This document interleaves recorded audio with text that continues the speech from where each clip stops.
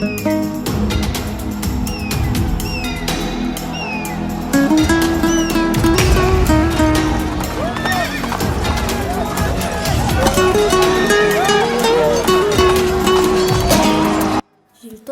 қанды суық ызғары қалың әскер қазағымды қорлады. Тәуелсіздікті қолдаған жастардың отан үшін табандары тозбады.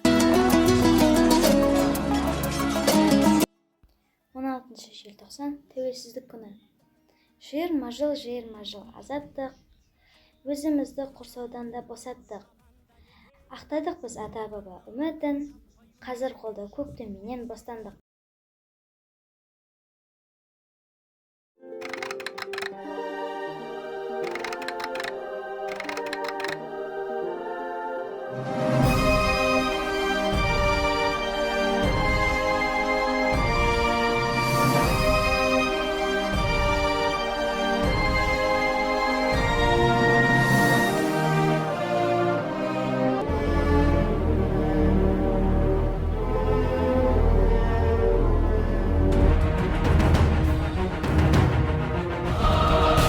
Говорит Москва. Началась Великая Отечественная война Советского